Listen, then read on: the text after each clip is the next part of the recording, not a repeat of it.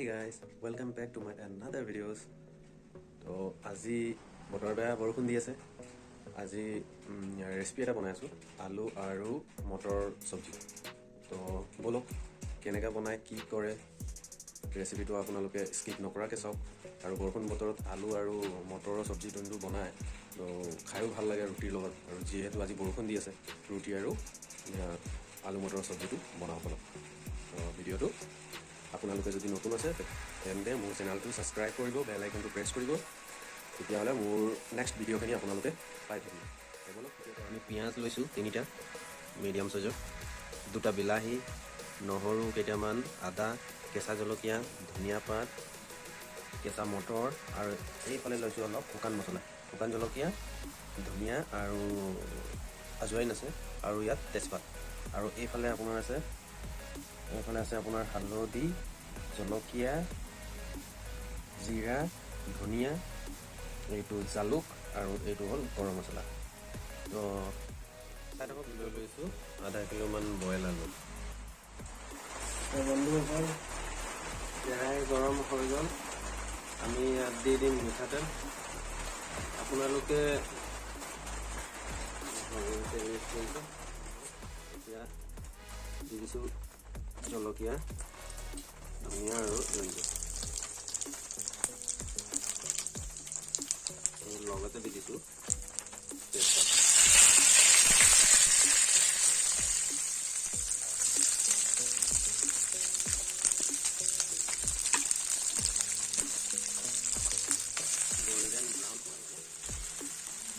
Golden brown হোৱালৈকে fry কৰিম। অকল পিঁয়াজটো গোল্ডেন ব্ৰাউন হৈ গ'ল, এতিয়া আমি ইয়াত বইল আলুটো দি দিম।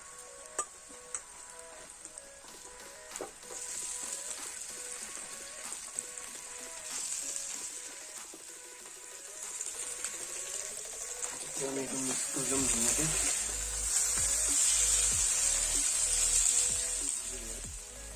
এইটো নহৰু পেষ্ট, এইটো আদা দি দিলোঁ, লগতে দি দিলোঁ বিলাহী,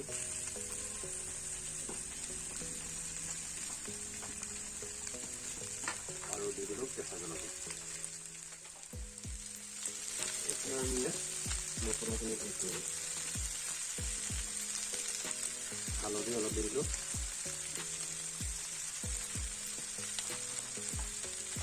জলকীয়া গুড়ি মই red chilli powder, Kashmiri red chilli পাউডাৰটো দিয়া নাই, নৰ্মেল পাউডাৰটোৱে দিছোঁ।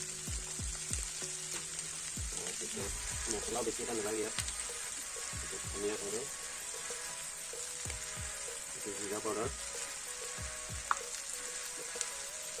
আপোনালোকে যদি জালুক খাই ভাল পায় জালুক দি দিব অলপ, মই জালুকৰ গুড়ি অলপ দি দিম আৰু গৰম মছলাটো দি দিম তেতিয়া এইটো ধুনীয়াকৈ মিক্স কৰি ল'ম। এতিয়া আমি ইয়াত গ্ৰীণ মটৰটো এড কৰি দিম,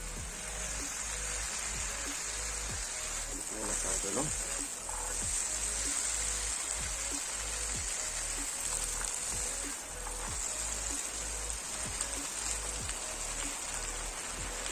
এনেকুৱা বৰষুণৰ বতৰত আলু মটৰৰ চব্জি লগতে পৰঠা হওক, ৰুটি হওক, পুৰি হওক, খাই বহুত ভাল লাগে।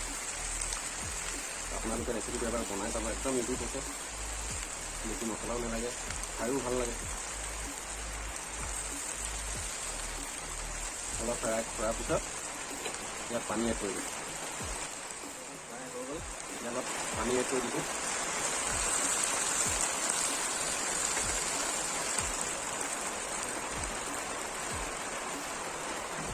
পানী এড কৰি এইটো ধুনীয়াকৈ মিলাই দিব আৰু 10 মিনিট ঢাকি দিব। 10 মিনিট ঢাকি দিব।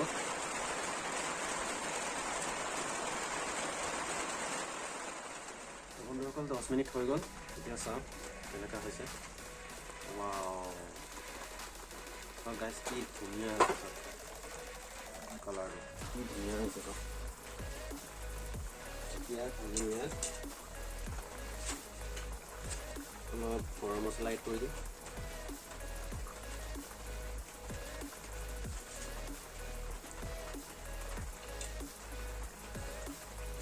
ফাইনেলি আমাৰ হৈ গ'ল আলু মটৰৰ চব্জি। এতিয়া আমি ধনিয়া পাত দি ধনিয়া পাত দি দিলোঁ।